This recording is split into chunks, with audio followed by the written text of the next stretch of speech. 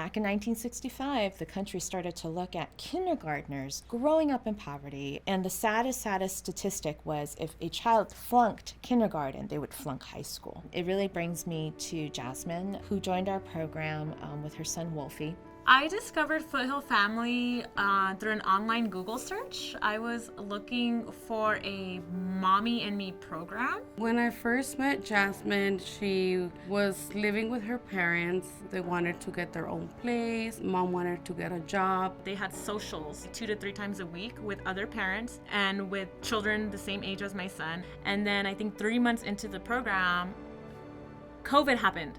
During the pandemic, we were totally cut off from resources. My brother moved in and he started showing signs of schizophrenia.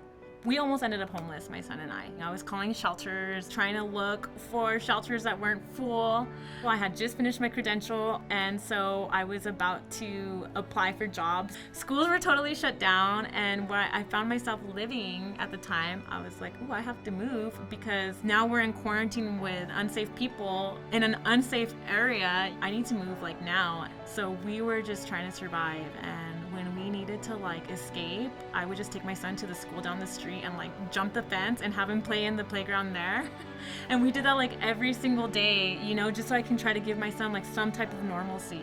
It was very challenging for my son during the pandemic, but I know the highlight of his week was doing those activities with Foothill Family. My son's home-based teacher at the time noticed that he wasn't developing in the area of speech as he should be. He was delayed. So she made a referral for him to get assessed to the regional center. So it wasn't just academics home-based. He was getting speech. Then he was getting behavior therapy. And then I started getting therapy through Foothill Family too. And at that time in life, you just want to know that you can count on someone who's going to come to your home, not judge you, and offer that safe space. All the challenges that she faced didn't stop her from wanting to succeed. And then I was also elected president of the policy council on top of that. Despite all the challenges in her life, she always showed that leadership in her. Serving on the policy council and learning those skills was very valuable to my resume, so I was able to, find a job that I really wanted. Now I'm thriving. It's been night and day difference. I will never forget all those services that we were getting through Foothill Family. They helped me keep my sanity.